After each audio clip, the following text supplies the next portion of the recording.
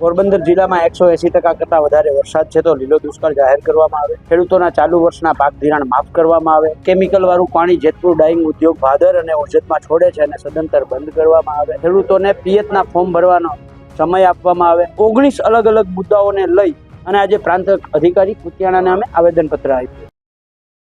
તમે જેમને સાંભળે એમનું નામ છે ખેડૂત નેતા પાલભાઈ આંબલિયા. આપણે ગુજરાતની જો વાત કરીએ તો અલગ અલગ ભૌગોલિક ક્ષેત્ર છે એમાં આવેલા છે. જો સ્પેસિફિક આપણે જુનાગઢ અને પોરબંદરની વાત કરીએ ને તો ત્યાં કટોરા જેવી રકાબી જેવી જે ભૌગોલિક ક્ષેત્ર છે એ આવેલું છે, જે દરિયાની સપાટીથી નીચું છે. એટલા માટે કેવું આમ છે, એટલે થાય છે શું કે જ્યારે વરસાદ આવે એટલે વિસ્તારમાં પાણી ભરાઈ જાય છે અને આ વિસ્તારમાંથી પાણી છે ઓસરતું નથી, એમાં પાણી ભરાયેલું રહે છે. હવે એવું તો છે નહીં કે જગ્યા ઉપર કંઈ છે નહીં, એ જગ્યા ઉપર ખેડૂતો પણ છે, લોકો પણ છે, બરાબર, ઘણી બધી જે સાધન સામગ્રીઓ છે એ બધું પણ છે, બરાબર. એવી બધી જ વસ્તુઓ છે એના કારણે શું થાય છે કે આ ઘેડ વિસ્તાર જેને કહેવામાં આવે છે, કટોરી જેવો, રકાબી જેવો, એમાં પાણી ભરાયેલું જ રહે છે. આના કારણે ખેડૂતોને ઘણું બધું નુકસાન થાય છે. ખેડૂતોની વાત કરીએ તો આ વખતે પાલભાઈ આંબલિયાએ મુખ્યમંત્રીને પત્ર લખી અને રજૂઆત કરી છે કે આ વિસ્તારમાં એટલે કે જુનાગઢ અને પોરબંદર વચ્ચે જે કોઈ પણ ઘેડ વિસ્તારવાળો વિસ્તાર છે કે જ્યાં ખેડૂતોને નુકસાન થયું છે એ તમામ વિસ્તારમાં લીલો દુષ્કાળ જાહેર કરવો જોઈએ. જે બિન પિયતવાળા ખેડૂતોને ફોર્મ ભરાવવામાં આવ્યા છે એ પિયતવાળા ફોર્મ ભરાવવા જોઈએ. અને આની સાથોસાથ ધિરાણની પણ વાત કરી હતી. શું કહ્યું હતું એમની પાસેથી જ સાંભળીએ. ઘેડ વિસ્તારના પ્રાણ પ્રશ્નના કાયમી ઉકેલના ભાગરૂપે એક આવેદન અમે જુનાગઢ જિલ્લાના ઘેડ વિસ્તારના 29 જુલાઈએ આવેદન આપ્યું અને પોરબંદર જિલ્લાનો જે ઘેડ વિસ્તાર છે એનો નિકાલ માટે આજે કુતિયાણા પ્રાંત અધિકારીના હારે પોરબંદર જિલ્લામાં 180% કરતાં વધારે વરસાદ છે તો લીલો દુષ્કાળ જાહેર કરવામાં આવે, ખેડૂતોના ચાલુ વર્ષના પાક ધિરાણ માફ કરવામાં આવે, જે કેમિકલ વાળું પાણી જેતપુર ડાઇંગ ઉદ્યોગ ભાદર અને ઓજતમાં છોડે છે અને સદંતર બંધ કરવામાં આવે, જે પાક નુકસાનીના ફોર્મ ભરાય છે એ પોરબંદર જિલ્લામાં માત્ર બિન પિયતના જ ભરી અને દરેક ખેડૂતને પિયતવાળા ખેડૂતને 22,000નું નુકસાન કર્યું છે. તો એનો સમય મુદત વધારી અને ખેડૂતોને પિયતના ફોર્મ ભરવાનો સમય આપવામાં આવે. ખેડૂતોના જે જમીન ધોવાણ થયા છે એનું હજી સુધી સર્વેની કામગીરી ચાલુ થઈ નથી, તો એનો સર્વે કરવામાં આવે. વેકરીનો પાડો જે તૂટ્યો છે એ 5 વર્ષથી તૂટેલો છે અને એના કારણે ઓછામાં ઓછા 40 થી 50 ગામ ડૂબમાં જાય છે. તો આ એક પાડો સાંધવાનો છે, 5 વર્ષથી સરકાર શાંતિ નથી, તો એ વેકરીનો પાડો તાત્કાલિક ખાંધવામાં આવે.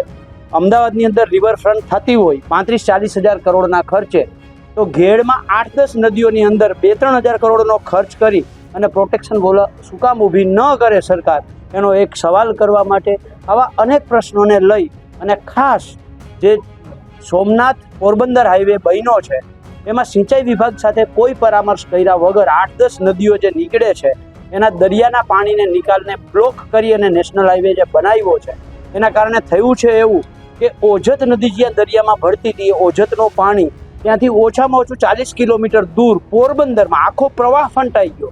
પોરબંદરના ઝાપામાં જે પાણી ગયું છે એટલે નેશનલ હાઈવેની અંદર જે આ કોઈ પણ આયોજન વગર બનાવવામાં આવ્યો છે અને એના કારણે જે નુકસાન થઈ રહ્યું છે આનો રસ્તો કાઢવામાં આવે. આવી અનેક 19 અલગ અલગ મુદ્દાઓને લઈ અને આજે પ્રાંત અધિકારી કુતિયાણાને અમે આવેદનપત્ર આપ્યું.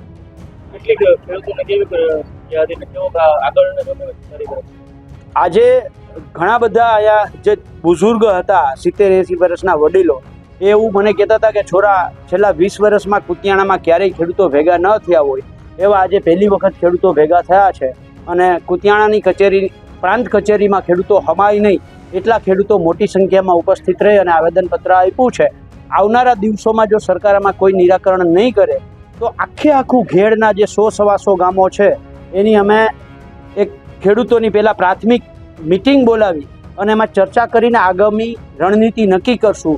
જરૂર પડે તો અમે ખેડૂત મહાપંચાયત બોલાવીશું, જરૂર પડે તો અહીંથી ગાંધીનગર પગપાળા જઈશું અને જો સરકાર ન જ સાંભળે અને છેલ્લે જરૂર પડી તો ભગવાન દ્વારકાધીશને કાળિયા ઠાકરને પગપાળા ખેડૂતો આવેદનપત્ર આપવા જાય તો પણ નવાઈની વાત નહીં.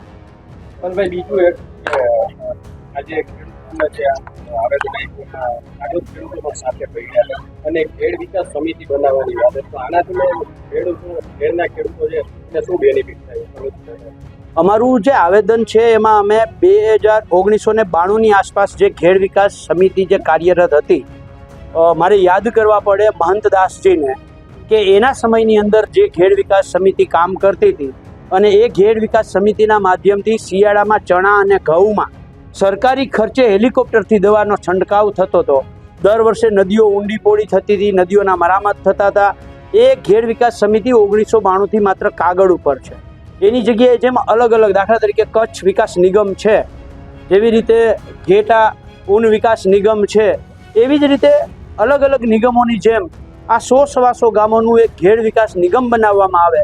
દર વર્ષે સરકાર બજેટમાંથી ઓછામાં ઓછા 150-200 કરોડ રૂપિયા જેમ અલગ અલગ બજેટ નિગમોમાં ફાળવે છે, એમ ખેડ વિકાસ નિગમમાં ફાળવે તો જે ખેડનો આખો વિસ્તાર છે એ કોઈ ઉપર આધારિત નહીં, નિગમનું પોતાનું સ્વભંડોળ હોય, એમાંથી ખેડના વિકાસના કામો થઈ શકે.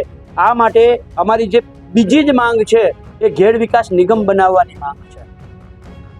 આગળ ખેડૂતો પણ આજે જો જે રીતે કેમિકલ ઉદ્યોગ દ્વારા પાણી છોડવામાં આવે છે અને કેમિકલ વાળું પાણી છોડવામાં આવે છે, એમાં મને સમાચાર મળ્યા છે ત્યાં સુધી જે એક ભાઈ છે એ એનજીટીમાં ગયા છે ને એનજીટીએ એમને 17 તારીખે બોલાવ્યા છે, 17/10 એ ઉદ્યોગના એસોસિએશનને બોલાવ્યું છે અને પક્ષકાર તરીકે જે આવેદનકર્તા છે એનજીટીને એને પણ બોલાવ્યા છે. હવે એ જવાબ તૈયાર કરવા માટે 17 તારીખે કંઈક આ લોકોએ જવાબ તો દેવું પડે ને. પોલ્યુશન બોર્ડ અને આ બે મિલીજુલી ભગતથી બહુ મોટા હપ્તાખોરી ચાલે છે. મને તો સાંભળવા મળ્યું છે કે ત્યાં એક સાડીએ ઓછામાં ઓછા 30 રૂપિયા પ્રોટેક્શન મની આપવામાં આવે છે. શેનું પ્રોટેક્શન મની? કારણ કે કેમિકલવાળું પાણી છે એ ભાદર અને ઉબેણમાં છોડવા માટે, એને કોઈ રોકે નહીં એના માટે આ 30 રૂપિયા એક સાડીએ પ્રોટેક્શન મની આપવામાં આવે છે. અને એ વિસ્તારના જે લોકોની વાત છે એ મુજબ ત્યાંના સ્વઘોષિત સાવજ છે આ પ્રોટેક્શન મની ઉઘરાવે છે.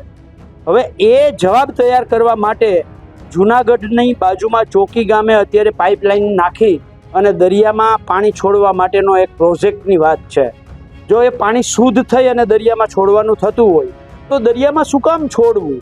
ડાઇંગ ઉદ્યોગના જેટલા ઉદ્યોગકારો પોતે પાણી પીવે છે, એના માલિકો, એ પાણી એને પીવામાં આપવામાં આવે, એની ફેક્ટરીમાં વાપરવામાં આવે. એ પાણી એટલું બધું સારું હોય તો જેતપુર, પોરબંદર, જૂનાગઢ જિલ્લાના દરેક સરકારી કચેરીમાં નર્મદાનું નહીં, આ શુદ્ધ થયેલું પાણી આપવામાં આવે. એટલે એ પાણી છે, અડધું પાણી છે એ ઉદ્યોગ અને અધિકારીઓને આપવામાં આવે અને અડધું પાણી છે એ દરિયામાં છોડવામાં આવે. એટલે આપણને બહુ સ્પષ્ટતા સાથે, કારણ કે આ ગુજરાત પોલ્યુશન બોર્ડ ઉપર કોઈ માણસને વિશ્વાસ નથી કે એ પાણી શુદ્ધ દરિયામાં જાય. એ પાણી છે એ કંઈ પણ પ્રોસેસ કર્યા વગર, કારણ કે જો એ પ્રોસેસ કરે તો ડાઇંગ ઉદ્યોગ વેચાઈ જાય એટલો ખર્ચો થાય એમ છે, એટલે એ પ્રોસેસ કરવાના નથી. દરિયામાં એ પાણી છોડશે તો એની જે જીવસૃષ્ટિ છે એ નાશ પામશે. પછી આ પાઇપલાઇન જે નાખવાનું કામ અત્યારે જે વાત મળી છે એ મુજબ મેઘા કરીને કોઈ કંપની છે એને આપ્યું છે. તો મેઘા કંપની છે એ તો સૌની યોજનામાં બ્લેકલિસ્ટેડ થયેલી છે. હવે બ્લેકલિસ્ટેડ થયેલી કંપની આ ઝેરી કેમિકલ દરિયામાં નાખવાનું કામ લે અને પાઇપલાઇન ક્યાંક તૂટશે તો અમારા ખેડૂતોના ખેતર તો બરબાદ થઈ જાય. એટલે વિનંતી છે કે પાણીને શુદ્ધ કરવામાં આવે અને શુદ્ધનું સર્ટિફિકેટ પોલ્યુશન બોર્ડનું નહીં, પણ એ ઉદ્યોગકારો પાણી પીવે, અધિકારીઓ પાણી પીવે અને અડધું પાણી દરિયામાં છોડવામાં આવે. તો આ હતા પાલભાઈ આંબલિયા, જેમણે ખેડૂતોના મુદ્દા, ખેડૂતોની વાત મુખ્યમંત્રી સુધી પહોંચાડી છે. આ ખેડૂતો એવા છે કે જે જૂનાગઢ અને પોરબંદર વચ્ચેના છે, જે ખેડ વિસ્તારના છે, અને આ ખેડૂતોને હર વખતે તકલીફ પડી રહી છે કારણ કે એમનો વિસ્તાર જ એવો છે જ્યાં સતત પાણી ભરાયેલું રહે છે, 12 માસ ત્યાં પાણી ભરાયેલું રહે છે. એના કારણે એમને તકલીફ પડે છે અને એ સરખી રીતના ખેતી પણ નથી કરી શકતા. તો હવે આ ખેડૂતોની વાત તમે ગુજરાતના બીજા લોકો અને મુખ્યમંત્રીને પહોંચે એટલા માટે વધુમાં વધુ આ વિડીયો શેર કરો. આભાર.